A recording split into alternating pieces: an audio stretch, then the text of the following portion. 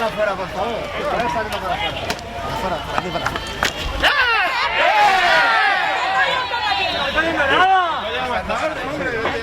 Saca de aquí de la zona de seguridad.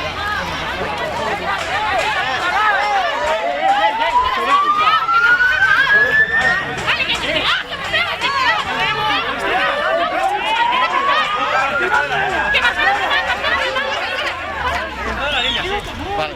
A ver, que no puedo respirar, baja la porra, baja la porra, baja la porra, ¿qué le vas a dar? ¿Qué le vas a dar con la porra? ¿Qué haces?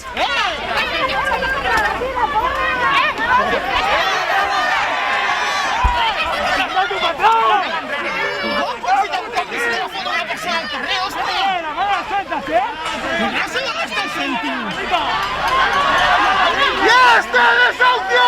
¡Vamos a parar!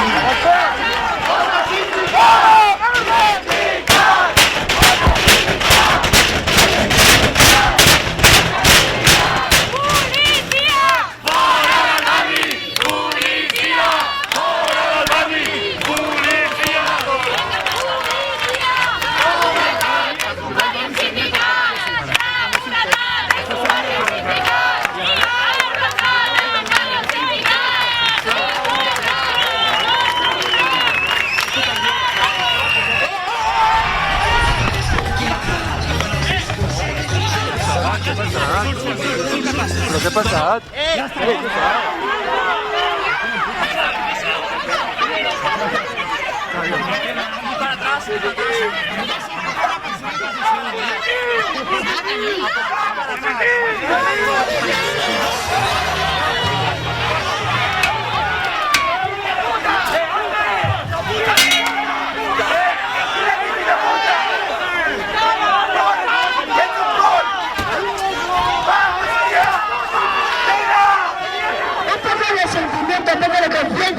¿Qué vas a sacar una mujer de su casa para dejarla en la calle? Sin solución ni alternativa habitacional. ¿Pero qué mierda de sueldo estás cobrando? ¡Que están entrando por el otro lado! Y nosotros aquí volviéndonos locos para que se